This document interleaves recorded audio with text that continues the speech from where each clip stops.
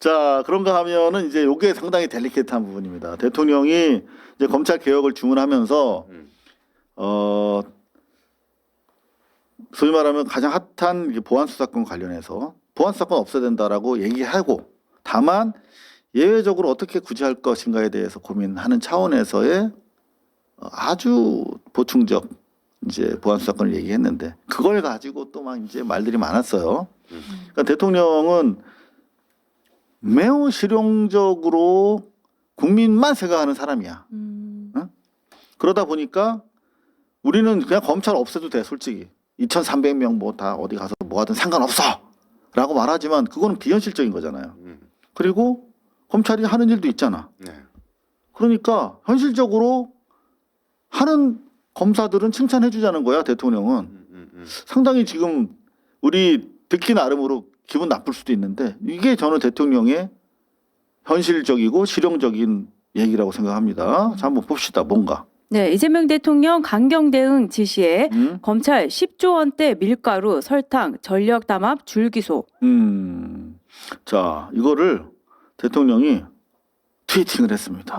뭐라고 했냐면, 자, 뭐 다른 사람이 중간에서 한 거 아닙니다. 대통령이 오늘 한 겁니다. 자, 검찰이 큰 성과를 냈습니다. 네. 국무회의에 이를 공유하고 법정형 상한 개정 등 제도 보완 방안, 담합 업체들의 부당이익 환수 방안, 부당하게 올린 물가 원상 복구 방안 등 필요한 조치를 지시했습니다. 잘한 건 잘했다고 칭찬해 주시기 바랍니다. 네.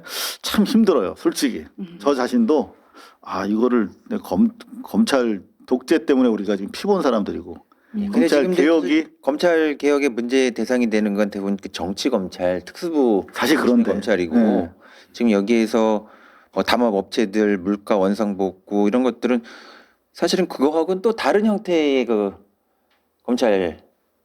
네, 그럼 제가 한번 조직이죠. 좀 네. 던져볼게요. 대통령의 실용주의를 가지고 뭐 대통령 너 검찰이랑 뭐 내통한 거 아니야? 나 검찰 지지, 이재명 지지 철회할래? 막 이런 상황까지도 최근에 갔었단 말이에요. 네. 그래서 우리는 대통령을 신뢰하자. 다만 우리가 목소리는 내자. 그래야 이제 대통령이 그걸 이제 감안할 테니까. 그런 건데, 자, 오늘 지금 이런 기사가 나오고 있어요. 이게 칩스? 네, 유시민 검사가 다 나쁜 것은 아니다. 정성호 망언, 민주당 정신 배신. 자, 검사가 다 나쁜 건 아니다라고 정성호가 얘기했는데, 지금 대통령이 그 얘기하고 있는 거야. 검사가 다 나쁜 거 아니니까 큰 성과 내면 잘한 건 잘했다고 칭찬해 주십시다. 그래서 정성호 장관과 궤를 같이 하는데 유시민 작가는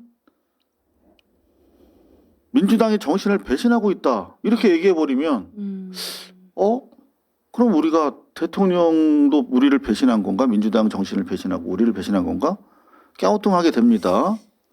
상당히 델리케이트한 상황인데, 지금 지식사회에서 그나마 거의 유일하게 유시민 작가의 최근 언동에 대해서 비판적 입장을 드러내고 계신 함동균 박사님, 이거 어떻게 봐야 될까? 유시민 장관이 상당히 우리가 그 말의 무게를 그래도 우리가 인정해주고 있는 지식인인데. 네.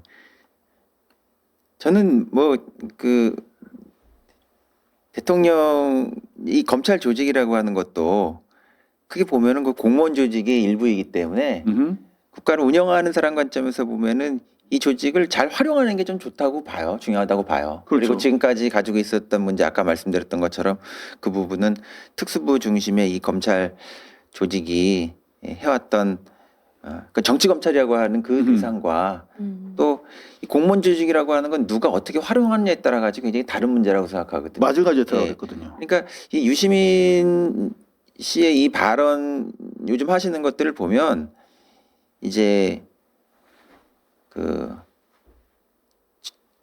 정치를 넘어서서 정책의 도덕화라고 할까요? 예, 실질적으로 그것을 통해서 그 정책이라고 하는 건 좀 디테일하게 접근해야 될 문제가 있는데 예, 선과 악을 갈라가지고 그것을 뭉뚱그려서 얘기하는 그런 방식, 예, 그리고 이념적인 방식으로 정책을 접근하는 방식, 또 이 정치하고 정책은 좀 약간 다른 면도 또 있어요. 또. 예, 그런 부분들 좀 좀 섬세하게 봐야 되는 부분이 저는 있다고 생각을 합니다. 근데 저는 상당히 그 어젯밤 방송이랑 결의를 좀 달리하고 좀 되게 좀 점잖게 말씀을 해주시는데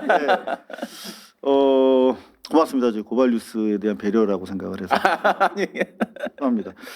그런데 우리 유시민 작가가 저는 그 정도 이상에 대해서 인지할 수 있는 언어적 감수성과 자기 어떤 발언의 그 통제력을 가진 분이라고 생각을 하는데 지금 오늘 뉴스공장 같은 경우에 본인이 뭐 사실상 자처에서 나오셨다는 취지로 얘기를 하는 것 같은데 그러면 이 시점에 왜 대통령의 검찰 개혁 의지를 의심케 하는 취지의 발언이란 말이에요? 왜 이런 것들을 뉴스공장이 안 그래도 지금 정청래 뭐 소위 말하는 문파의 제 집결의 컨트롤 타워처럼 김어준 씨가 역할하고 있는 부분에 있어서 비판적인 여론이 있는 와중에 왜 우리 영민하신 유시민 작가가 참전을 하셨을까? 내심의 의도와 동기는 알 수 없는 거지만 어쨌든 저는 미필적 인식 뭐 내지는 미필적 고의라는 표현을 많이 쓰잖아요. 정말 뭐 희망하는 것까지는 아니더라도 결과적으로 나의 행동이 이렇게 될지도 몰라. 결과적으로는. 아유 다 아시죠. 그거는 인지하시는 분이란 말이죠.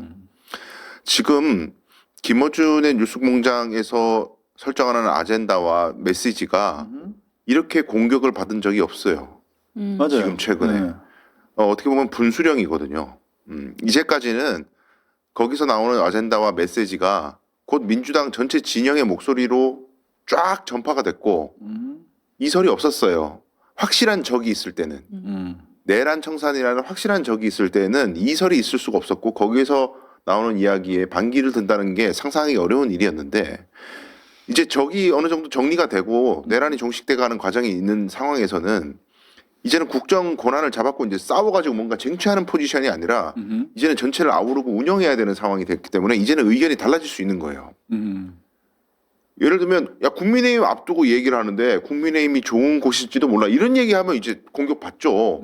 이런 데 이의를 제기할 수는 없는 거예요. 그렇죠. 근데 그런 영역이 아니라 이 정책을 어떻게 할 건지 뭐 개혁을 어떻게 할 건지 이런 것들을 얘기할 때에는 여러 가지 길과 방향이 있는데 그중에 하나만 맞다.